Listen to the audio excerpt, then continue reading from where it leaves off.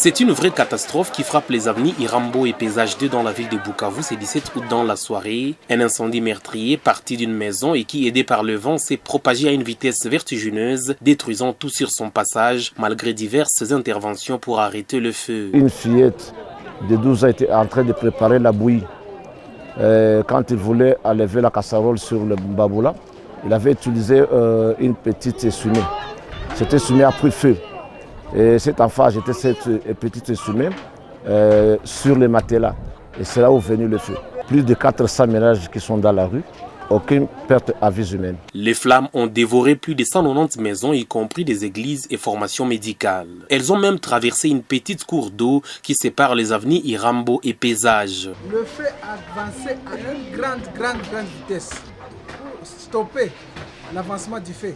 C'est que la population a pris les moyens de détruire pour sauver d'autres maisons à Les habitants du milieu sont inconsolables et passent la nuit à la Belle Étoile. On a perdu notre bien, on a perdu notre maison, on a perdu tout. Je ne sais pas, je manque à dire parce que nous sommes dans une situation très catastrophique.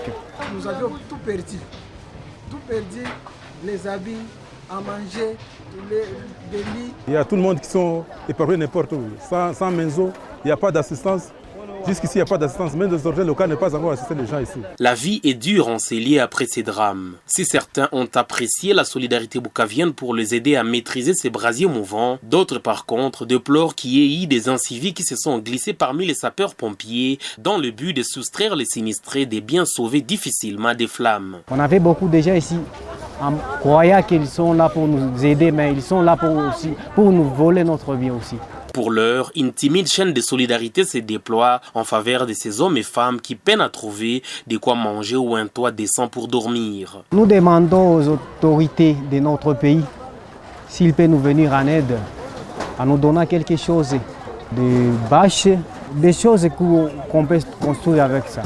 Et puisqu'il faut survivre sur ces sites sinistrés, certains n'ont d'autre choix que de commercialiser de la ferraille. Pour éviter les pires, certaines familles ont éparpillé leurs enfants auprès de leurs connaissances les plus proches et familles élargies. Mais d'autres, faute de moyens et ne sachant pas où aller, commencent déjà à se reconstituer tant bien que mal un chez soi avec des moyens de bord pour lutter contre les intempéries. Nous construisons quelques maisonnettes pour laisser dedans avec les enfants. Puisque nous n'avons pas même les habits, même à manger, même les matelas, il n'y en a pas. C'est ce que nous construisons avec nos propres moyens.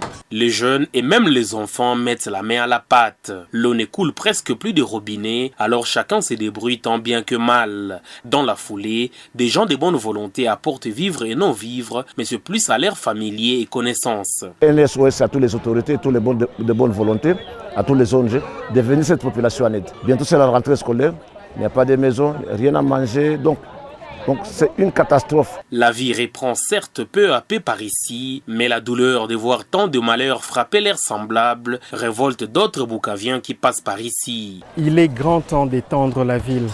On doit ouvrir les routes au-delà de Bukavu, qui devient déjà sursaturé. Parce que si les maisons étaient espacées, on n'aurait pas connu un tel drame. J'ai vu les flammes, mais j'ai pu rien faire. Ça fait mal. Une interpellation pour les gestionnaires de la ville et de la province, car Bukavu a déjà enregistré plus de 7 incendies depuis le début de l'année 2018. À nos autorités nationales, provinciales, de nous venir en aide, puisque nous sommes démunis. Et tout même, nous passons la nuit à la Belle Étoile, à l'extérieur avec les enfants. Quelques enfants commencent à tomber malades de malaria, de maladies, de messales. Des familles sans abri qui ne demandent qu'une chose, un appui pour retrouver un minimum de dignité. Ernest Mouero pour VOA Afrique, Bukavu.